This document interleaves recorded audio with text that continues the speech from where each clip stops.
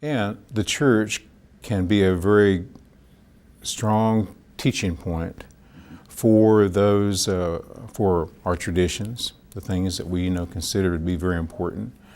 And a lot of our tribes in Oklahoma, Christianity was something that, just like the Cherokee, they brought their churches with them.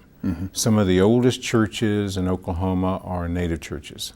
They're a lot older than the white congregations, that have popped up, in Indian territory. Yeah, fairly newcomers. That's right. At least in Oklahoma, I guess. Right? That's right. Victor, do you think it's the case that Christianity is the leading religion among Indian people here in Oklahoma? Yes. More so than any of the tribal traditions, I would say stomp dancing or something like that? No, if you're going to compare it to stomp dances, Christianity would, as a religion, Christianity is big in the state of Oklahoma. But still our traditional things that we do still are, our people attend those a lot more than they're going to attend church. Really? But some of our stomp dance people, they will attend church plus stomp dances. Right. And they don't see a real big problem with that. And on the eastern part of the state, like I was mentioning earlier, the biggest problem in trying to get our Indian people to come to church or know Jesus Christ as Savior is that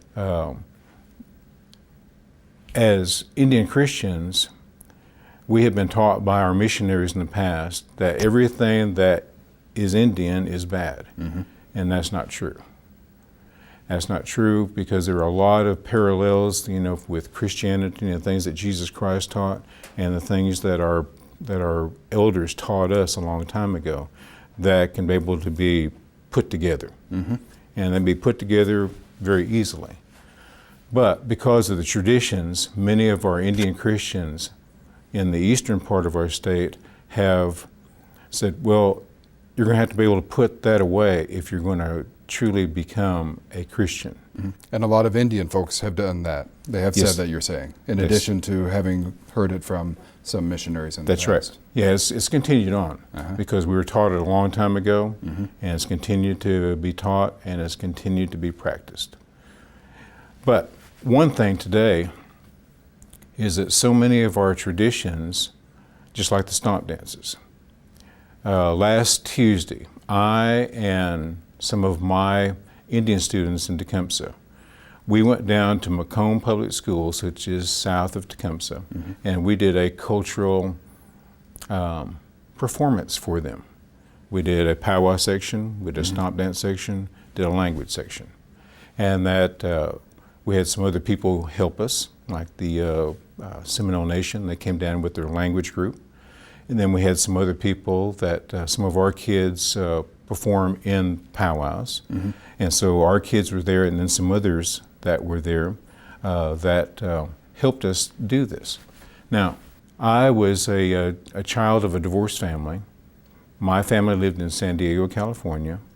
My family was moved there when Indian relocation was a big thing, of moving Indians from where they were living to better job opportunities. And so my parents, they went to San Diego, California.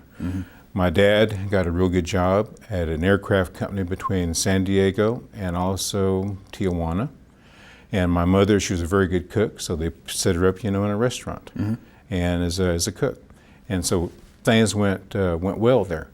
But eventually my parents got a divorce.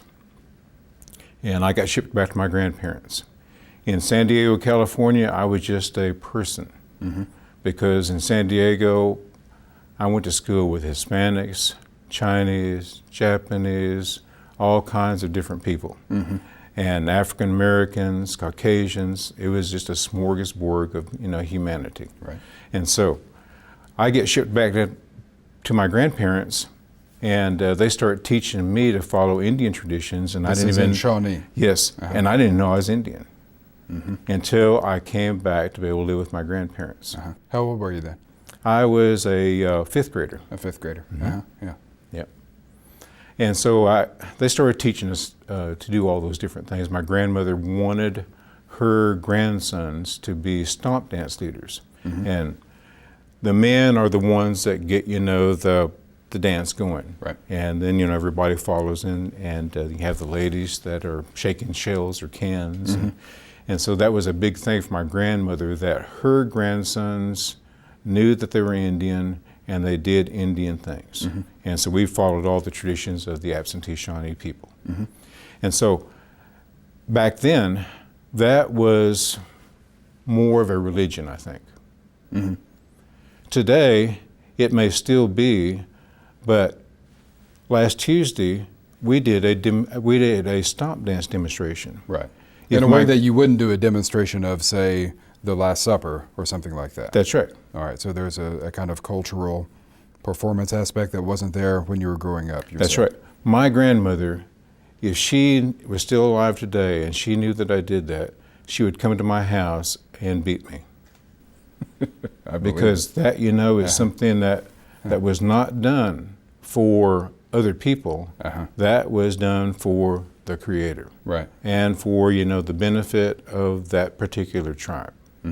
And that particular clan or group, that was put in on that particular stomp dance. Right. And nowadays, and we make fake fires.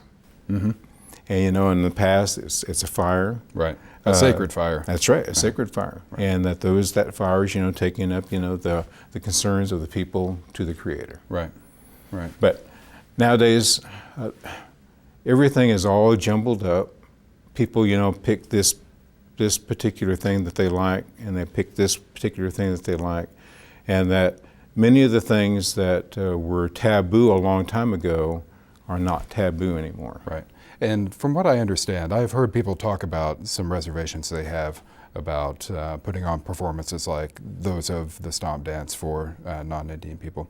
And I think I've heard people say, even as they're a little concerned about that, they understand that part of the reason for that is that people want to foster understanding. That's right. And so see that as a sufficient enough cause in some cases, or some people I guess do, to go on with a demonstration and to help people to understand. And our people have taken pride in it, that they are actually educating, the society. Well, we're drawing close to our close here, but I wanted to be sure that if there's anything that you would like for people to know about First Indian Baptist, about you, about Native Christianity, about Christianity in general, or about anything else, that we give you some time to say it. I think we're a good church. We're not a very large church. We do a lot of different things that maybe larger churches do, but we do them also. Our mission trips, this year will be our 6th year going to Browning, Montana. And Browning is a very poor town. And there's a lot of need there, and we've been going there for 6 years now. It came by one of our members that wanted us to go up there, so we went up there. And we fell in love with people fell in love with us, and that we go up there and do a lot of different things. And then I would like, we have a good church, a lot of good people. We love people. We try to help people as much as we can. We're not a rich church. But I like, if anybody, is interested, in checking us out, we'd love for them to come. And then I'd like to also encourage our just Indian people in general, that I've been doing this for probably almost 40 years now, preaching the gospel. And that I would like to encourage our Indian people to at least give it a chance, because Christianity was forced on us by our government. And don't throw Christianity out just because our federal government forced it on us. It is still, I still think today that it is the best way of life for any man, woman, youth, or child can be involved in. I still, after all these years, you said I was kind of optimistic. I am still optimistic today that I believe that Christianity is the best way for any man, woman, youth, or child to be able to walk in this world, because it's been good for me, and I haven't turned out too bad. Well, I agree with that. All right, very good. Victor, thanks so much for taking the time to come out. Thank you for letting me come.